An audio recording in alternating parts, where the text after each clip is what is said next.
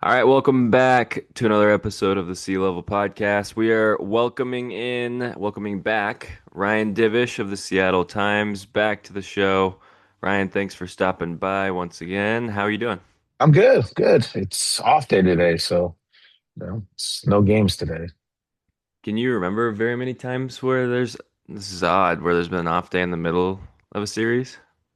The only other time where no, I guess the one time was like sometimes on those weekends, like early in the season when they have a team with doesn't have a roof, they have a built-in off day for rain out protection. Hmm. In between the series, I think it's like on a Friday sometimes.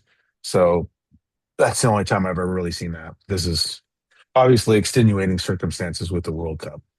Yeah, absolutely. First question I have for you today is it feels like people have been kind of trying to look for an answer to why this team is so mediocre to this point. There's like some sort of different finger pointing every day, I feel like. So in your mind, what is the biggest reason for their mediocre start to the season? Mm. Yeah.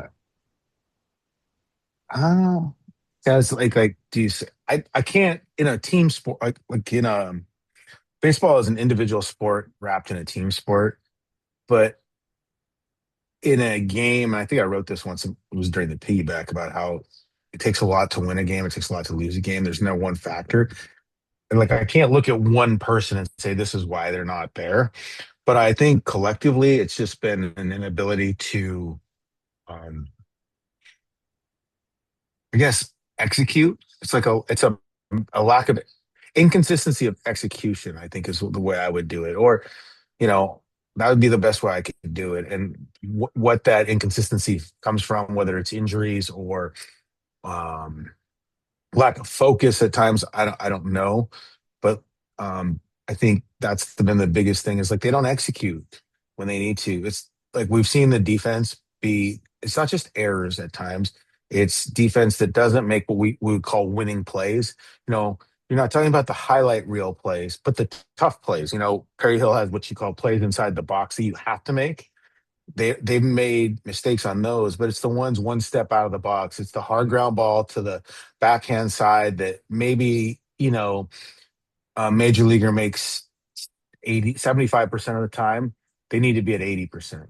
It's like Yeah. running a ball down to the gap that maybe gets by, or you let a ball get by you, those type of things. I mean, like inability to make the winning play. Similarly, when you're at the plate, runner at third, less than two outs, how do you get him in?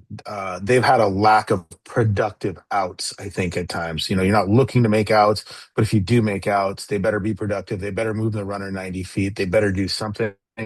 I think they've had a lack of productive outs with runners in scoring position or in key situations. And similarly with pitchers, where it's like you need a start, you have a start, you need your starter to go seven or even six, give you a quality start.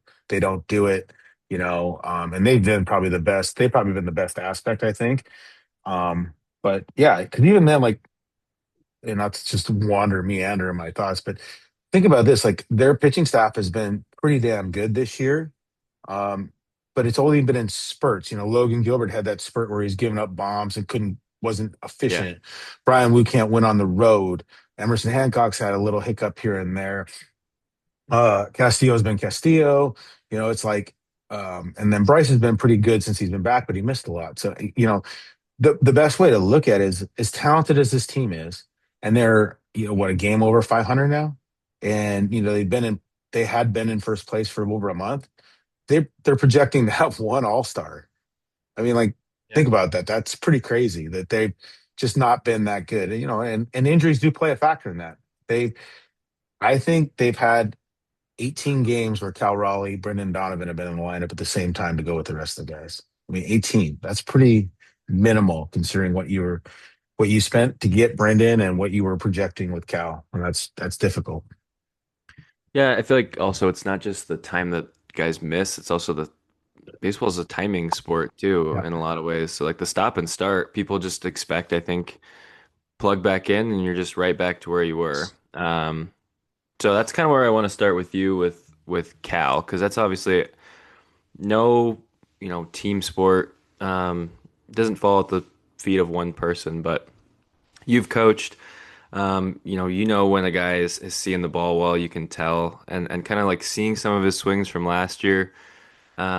He was just so sure in his rhythm and his timing and picking the ball up out of the hand and kind of hovering that foot, that front foot, and just being on time so often. It just does not seem like he's got that going right now. And it's kind of obvious because of his pitch selection. Kind of what are you seeing with Cal Raleigh right now? Yeah, I mean he's in that dreaded spot. He's in the in between, Yeah. where he's late on the fastball and he's way off or early on the breaking ball, and it's just like can't figure out where to get when his timing of the front foot should hit, and getting that good load or launch position to fire his swing. You've seen him try different things to do it, but it's just been I think it's been frustrating for him because he wants it to happen right away. And if you recall last year, coming out of spring training, he had taken so many at bats. I remember writing about it that he would go over on days he wasn't playing and take eight cuts or eight at bats or 8 or 9 plate appearances in a minor league games when they have minor league spring training games going on in the complex. He'd just go back and forth and get in 9 at bats, especially if there was a lefty on the field. He got in a requisite number of at bats right-handed. This year, he got 9 total at bats during the WBC. So he was playing from behind. And I do think that that's while he won't admit, I think that might have predisposed him to some injuries to the oblique because when he came back, he was trying to cram in all the time missed in the last 3 or 4 days of spring training. You remember he got back the one day he played in the game that night, asked to be in the lineup. The next day, he goes out and catches Logan in like 90-degree heat. It's like he tried all this stuff to get his timing back in a short amount of time when really baseball it's a craft. Hitting is a craft and you do it every single day and that's how you get better. And he couldn't, he didn't have that bulk of time. So then he's trying to get it back. The season starts, doesn't feel great, starts to struggle, then you're putting in extra time to figure it out. And I think it just all kind of led to the oblique.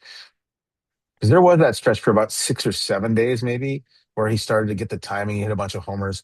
He's Yeah. like, okay, here it goes. And then the oblique started to really bother him, and then it was done again. So I don't know where he's at with the oblique now. I know when I had an oblique injury that it took a lot of time to feel normal, and I wasn't swinging every day and trying to play at the highest level.